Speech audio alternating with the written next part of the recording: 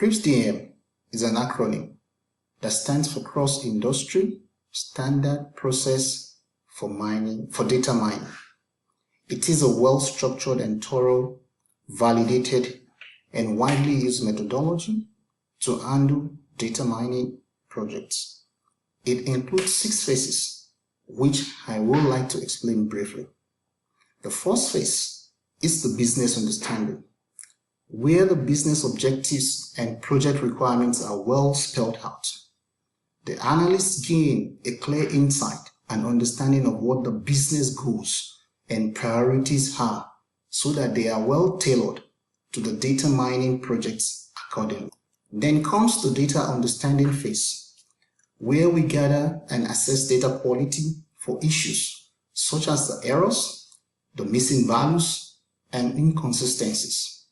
We perform a thorough exploratory data analysis to gain insights and document all these findings that merit further investigation along the process of the data mining. And comes next is the data preparation phase, during which we clean and pre-process all the data for analysis. This involves selecting relevant data, handling data quality issues, and constructing or deriving necessary data based on the business requirement that have earlier been dealt with at the first phase. In the first phase is the modeling, where we select and apply the various modeling techniques and appropriate tools to build our model. Here we select, apply algorithm to the data set. We construct a prototype model based on the chosen algorithm and we test them. And once these are validated, the prototype becomes the final model for our analysis.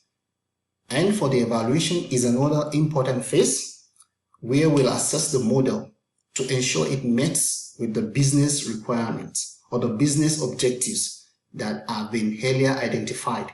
While we are in the understanding phase, business understanding phase, we conduct a thorough and review the entire data mining process to ensure that nothing has been overlooked in all the phases, and we prepare a presentation to support the recommendation whether or not the model should be deployed.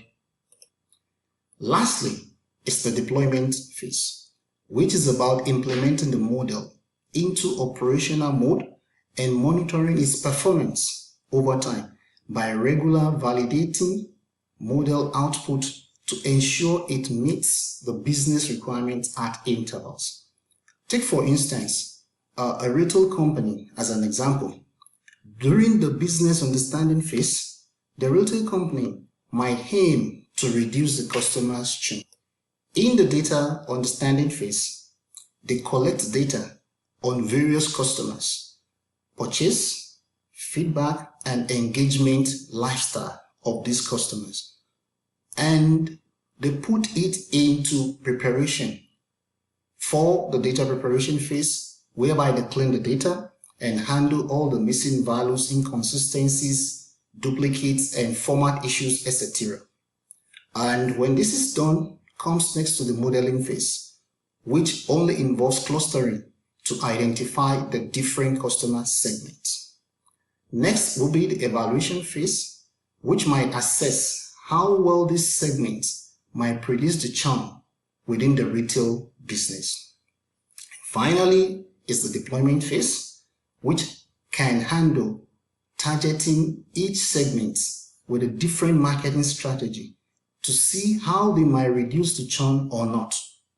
But following the CRISP-DM process, a retail company systematically approach a problem linked to more effective and targeted ways to address their issues. Before forecasting a time series, there are some steps to be followed. Firstly is to collect consistent and relevant data time series that ensures it has a regular interval. And next will be to handle the missing values to see the possibility of outliers and any noise that could distort the analysis.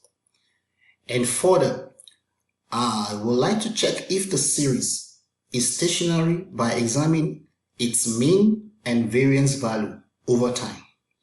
If it's not stationary, I will apply transformations like differencing to stabilize the mean and the variance.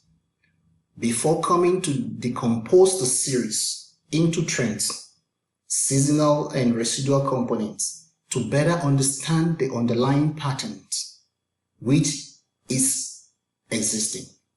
And based on the characteristics of the data, I will select appropriate model such as ARIMA, which is also an acronym that stands for Autoregressive Integrated Moving Average. And finally, I will validate the model on the historical data to ensure its predictive power and accuracy. Understanding the domain is the context of data and is crucial for data forecasting. Take for instance the energy sector, particularly electricity demands for forecasting. Understanding seasonal trends, for example, higher demands in the summer or in the winter season, recognizing the patterns like higher usage or consumption during the daytime or during the nighttime is very crucial to this kind of a business outfit. The electricity company must ensure that there is data is stationary and the possibility of differencing if there is a trend of seasonality observed will be put into place. The electricity company also may use ARIWA model to predict the future demand based on historical past patterns. The main principles of data ethics includes the following. 1. Fairness. What is fairness? Fairness prevents bias and discrimination in data processing and analysis. Another is privacy. By ensuring individuals' personal data is protected and used only for the stated purpose is what privacy addresses in data ethics. And transparency is to be open about how the data collection took place, the processing, and the usage practices. Security is another factor to be considered, which focuses on implementing strong measures to protect the data from breaches and unauthorized access, so that unauthorized access doesn't have a privilege to the data and can use it for a purpose which it is not meant for. And finally is accountability. That holds every individual and organization responsible for ethical data usage. To uphold the principles identified for data ethics, I think companies should, 1, ensure that the data is used responsibly by developing clear privacy policies and practices that protect the user's privacy, so that they ensure that there is consent before the data are taken and put to use. Organizations should also conduct regular audits to ensure compliance with data protection regulations, while they also educate their employees on data ethics and responsible data usage with regular training on ethical data handling. This will help the employees to be familiar with the regulations on data ethics. Organizations should also implement bias detection, which is very, very important factor, and mitigate strategies in data processing by establishing ethical committees that can help them to maintain these standards. When there is a deviation and there is no compliance, this committee will be the one to check and there will be a balance. And lastly, organizations should also invest in secure data storage and processing infrastructure. A lot of social media platforms are under scrutiny as I speak. All not for nothing, but for data handling practices.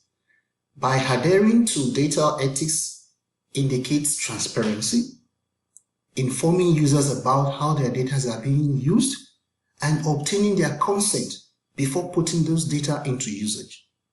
It also involves anonymizing the data to protect the privacy and using deeper algorithm without bias so that these data are clearly used for the purpose and it doesn't deviate in any kind of bias.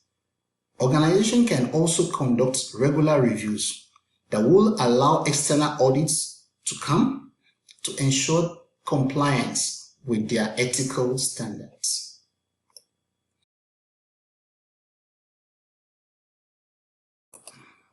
If I have concerns about bias in a predictive model, I will approach my manager after documenting all the specific instances.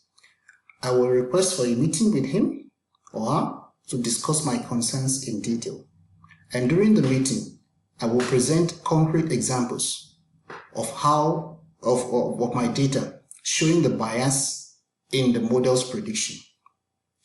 This could be in form of statistical evidence or real-world implication.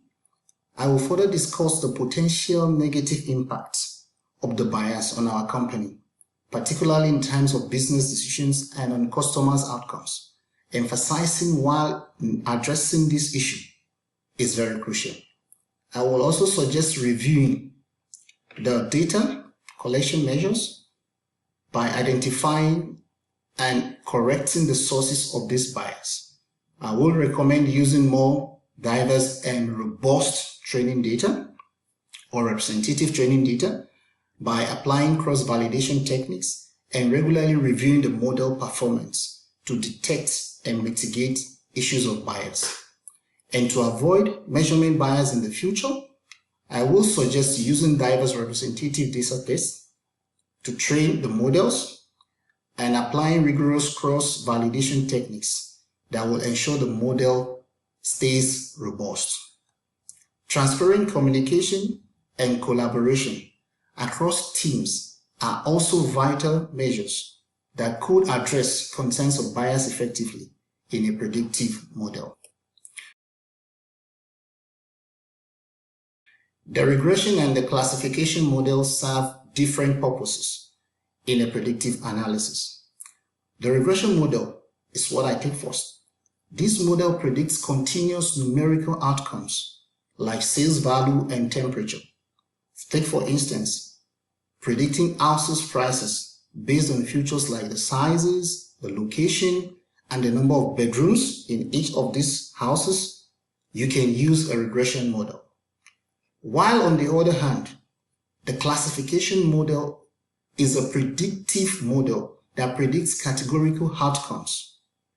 A good example of this is classifying whether an email is going to be a spam or not based on its content, or using some keywords in the content or in the subject to filter out whether it's supposed to be in the inbox or it's supposed to go into the spam.